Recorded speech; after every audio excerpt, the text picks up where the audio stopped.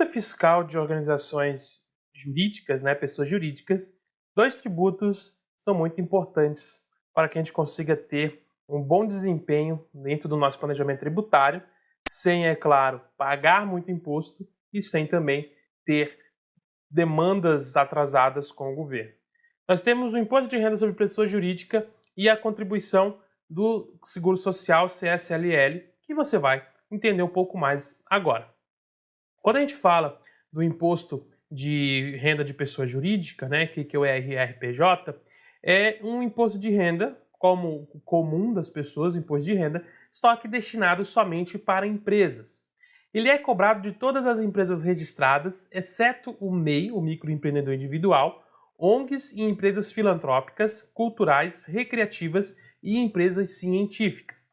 O valor da alíquota do IRPJ varia de acordo com o modelo de tributação da empresa, mas em regra geral é cobrado 15% de todo o lucro obtido pela empresa. Em casos de empresas muito grandes, normalmente aquelas que passaram por alguma fusão e que lucram um valor notável por mês, pode haver uma cobrança adicional de 10% em cima da alíquota do IRPJ. O imposto de renda de pessoa jurídica pode ser declarado a cada 3 meses ou uma única vez por ano, sendo uma escolha da empresa.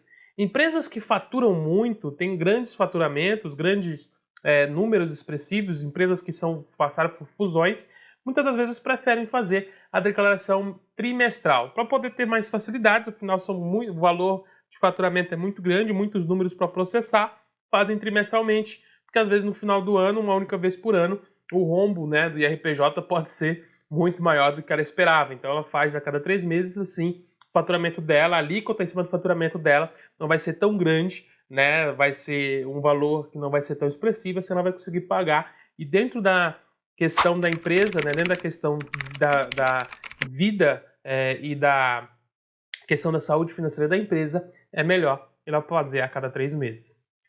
Caso seja declarado trimestralmente, o imposto de renda de pessoa jurídica ele vai seguir as seguintes datas: 31 de março, 30 de junho, 30 de setembro e 31 de dezembro. Sempre nessas datas devem ser pagos os impostos de renda sobre pessoa jurídica quando a empresa escolher pagar trimestralmente. Caso ocorra uma incorporação, fusão ou cisão, a apuração do imposto deve ocorrer na data do evento. O mesmo ocorre para encerramento de atividades, ou seja, se eu encerrei as atividades fora dessas datas, eu tenho que fazer o recolhimento do imposto na data do encerramento da atividade, mesma coisa da incorporação, fusão ou cisão de empresas.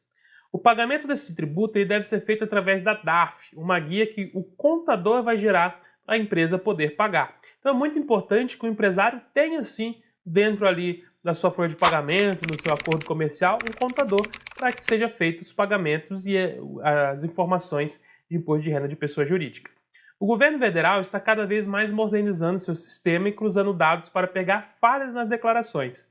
E sabemos o quanto é difícil cumprir as suas obrigações fiscais, mas às vezes o barato pode sair caro. Por isso que quando eu vou declarar imposto de renda de pessoa jurídica, qualquer imposto de renda, na verdade, tanto pessoa jurídica quanto pessoa física, eu tenho que saber muito bem o que eu estou fazendo. E se eu não sei o que eu estou fazendo, eu estou em dúvida, vale mais a pena eu contratar alguém que saiba o que está fazendo para evitar que eu faça coisas erradas, porque o governo vai cruzar as informações, ele vai entender que talvez eu esteja fazendo errado, pode ser que eu não tenha feito por querer passar golpe, mas o governo não entende assim, afinal ele não me conhece, então ele vai querer uma tratativa, ele vai querer fazer um reajuste, vai ter alguma coisa que o governo vai vir atrás aí. O IRPJ ele é calculado de forma diferente de acordo com a receita da empresa e do seu regime tributário. No regime do lucro presumido, como por exemplo, o governo federal ele tem uma tabela que prevê o percentual de receita das empresas do lucro presumido, que vai variar entre 1,6% a 32%, dependendo da atividade do negócio. Deste valor, 15% é correspondente ao IRPJ. Então vamos num exemplo bem prático. Se uma empresa do lucro presumido fatura R$100 mil e possui 32% de margem na tabela do governo, logo o seu lucro presumido, né, o seu lucro estimado que o governo estima é de R$32 mil. Logo, desses R$32 mil, 15% é destinado ao imposto de renda de pessoa jurídica, resultando então 4,8 mil reais de tributos que a empresa deve pagar.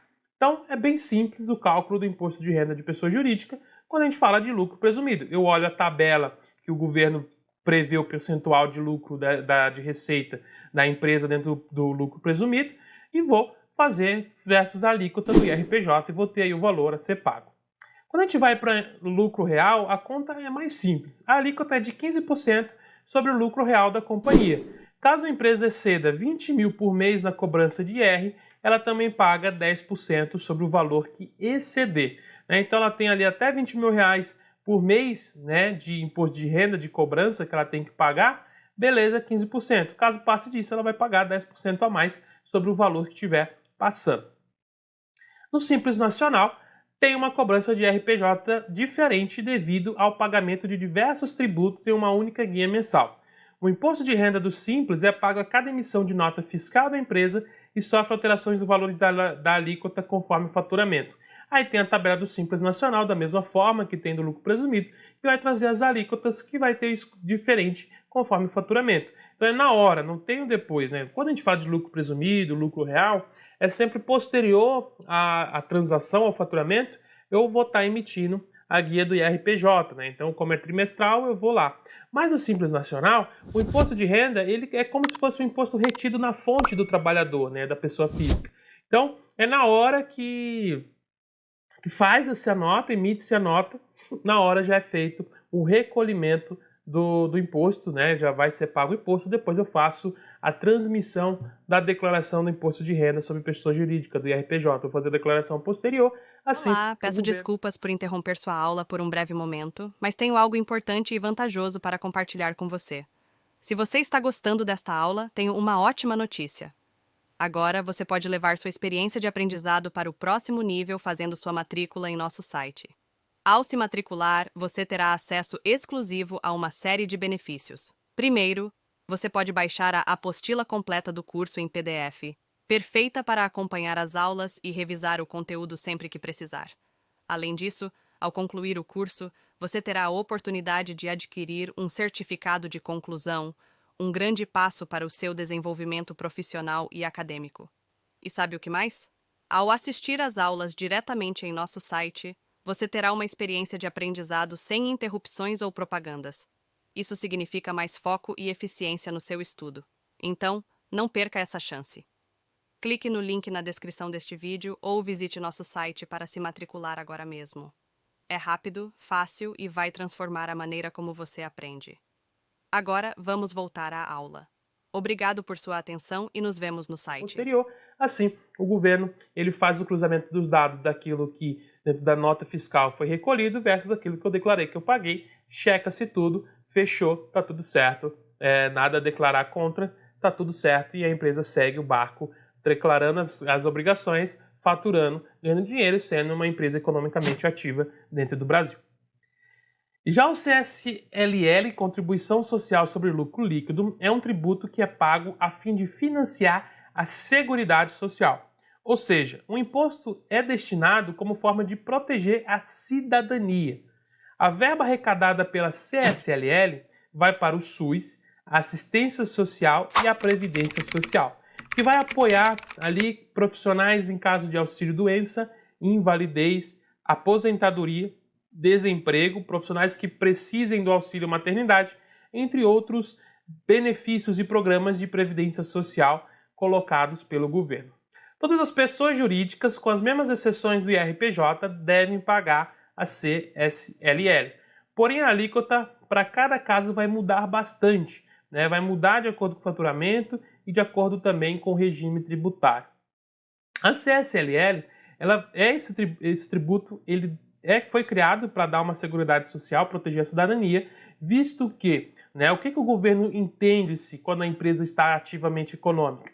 Que ela utiliza da força de trabalho, ela utiliza das pessoas que trabalham no mercado para conseguir produzir, conseguir ter os seus serviços e também ela explora economicamente falando os outros colaboradores, os outros funcionários, outras pessoas que não são tecnicamente colaboradores delas. Mas como explora economicamente? Não é que é uma exploração ruim, é uma exploração onde eu vou vender um produto, a pessoa vai pagar, vai comprar porque ela precisa daquele produto. Logo, o governo entende que a empresa ela precisa ter a sua contrapartida social de proteger a cidadania das pessoas que talvez vão precisar, né, de um apoio, como é o caso de pessoas que precisam do SUS, para que eles possam ter, né, um atendimento médico de qualidade, e também assistência social para pessoas em classe de risco, pessoas que estão em risco de vida social, pessoas que estão também ali em risco de vida por conta de pobreza e tudo mais, e também aos trabalhadores, né, que trabalham e precisam talvez de uma ajuda, de um auxílio quando é acometido de problemas que possam inferir ali a sua prática trabalhista. Então o CSLL ele vem dessa forma e ele apoia isso e deve ser pago pelas empresas da mesma forma que a gente tem a exclusão do IRPJ. Assim como o IRPJ, a alíquota ela vai depender do CSL diretamente do regime de tributação da empresa. Quando a gente vai para o lucro real, a base de cálculo deve ser ajustada no LALU, né, o Livro de Apuração do Lucro Real, que mostra adições e exclusões de porcentagem de taxa conforme uma determinação do governo. Após esses ajustes, é aplicado a alíquota do CSLL e chega-se ao valor que deve ser pago.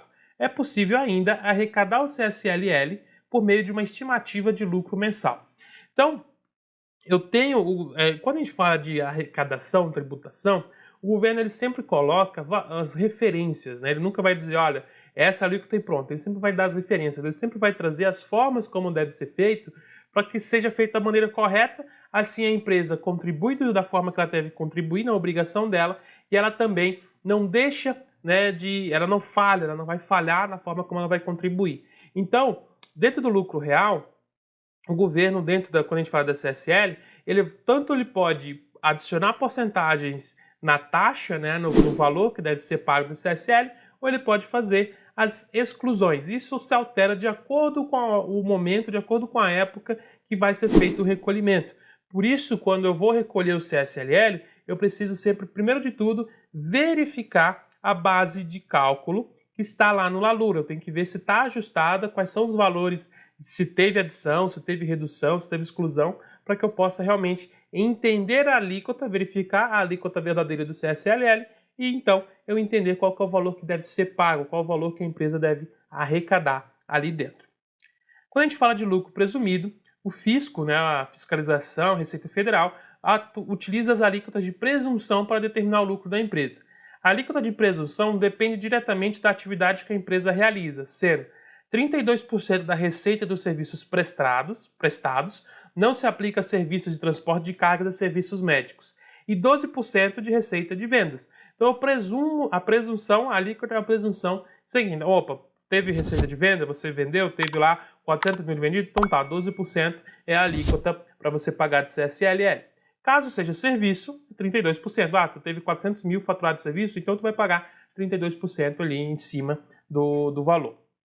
E quando a gente fala do lucro presumido, também a gente utilizando um exemplo, né, para a gente poder entender mais essa questão do como que funciona, tá? Então vamos supor, né, que uma empresa em um trimestre ela vendeu 10 mil em produtos e prestou 15 mil reais em serviços. Dessa forma, ela vai pagar R$ 4.800, ou seja, 32% de 15 mil reais por conta da prestação de serviço e R$ 1.200 em cima da venda ali dos 12% dos 10 mil reais. Então, o total do valor a ser tributado é 6 mil reais. Então, soma-se as duas e ela vai ter 6 mil reais. Depois desse cálculo, é necessário aplicar a alíquota do CSLL em 9% para pessoas jurídicas em geral ou 15% para entidades financeiras e equiparadas, determinar o quanto será a tributação do período. Logo, nesse exemplo, como ela é uma empresa jurídica em geral, ela vai pagar 9% de CSLL. Então, nesse exemplo, a taxa seria de 9%. Logo, 9% de 6 mil reais, o valor final do imposto a ser recolhido é de R$ 540. Um cálculo, ele é simples, ele tem a sua complicação para eu ter que entender quais são os valores de venda de produtos e quais são os valores referentes à prestação de serviço, para que no final eu entenda qual que é a presunção do faturamento, a presunção do lucro, né? Já que eu estou no lucro presumido, a presunção, eu presumo o lucro da empresa, para que eu consiga aplicar a alíquota do CSLL. Novamente vem aquela questão, eu preciso entender qual que é a atividade econômica da minha empresa, para eu conseguir verificar realmente qual que é a alíquota que vai ser aplicada. Porque eu tenho 9% para qualquer pessoa jurídica e 15% para entidades como bancos, né, cooperativas de créditos, todas essas questões que trabalham com dinheiro, né, elas pagam 15%, elas pagam a mais o CSLL do que as demais empresas. Então eu preciso entender qual que é a atividade econômica e aonde ela está inserida para que eu consiga verificar se a minha empresa está pagando mais imposto ou pagando o imposto corretamente. E nós temos as empresas do Simples Nacional. Quando a gente fala do IRPJ, o Simples Nacional ele arrecada os impostos de forma diferente. A CSLL é obrigatória para as empresas com esse regime de tributação, mas não segue as alíquotas de 9% ou 15%. Quando a gente fala do Simples Nacional, novamente a gente bate naquela. Seguinte, o Simples Nacional ele une todos os tributos em um só e a gente paga a guia do Simples Nacional. Dessa forma, todos esses impostos que foram falados, eles são recolhidos diretamente, unificados, e depois eles são divididos e diluídos para os seus devidos locais para que sejam feito ali o aproveitamento desses valores. Beleza? Eu espero que tenha entendido um pouco sobre RPJ e sobre CSLL. Espero que tenha entendido essas noções gerais e que tu consiga aplicar esses cálculos também na parte de escrita fiscal. Eu te vejo na próxima aula, fique comigo e por enquanto, vamos que vamos! E aí, tudo bem? Estou passando apenas para deixar um recado bem rápido para você que acabou de ver essa aula e que gostaria de assistir a todas as aulas desse curso. É bem fácil, basta você clicar no link que está na descrição deste vídeo ou acessar www.novacursos.com.br. Fazendo sua matrícula em nosso site você terá acesso a todas as aulas desse curso e mais centenas de outros cursos, além de poder fazer avaliação. E caso você queira, poderá estar adquirindo o certificado com um valor bem acessível. Esse foi o recado que eu queria dar, aguardo sua matrícula. Até breve!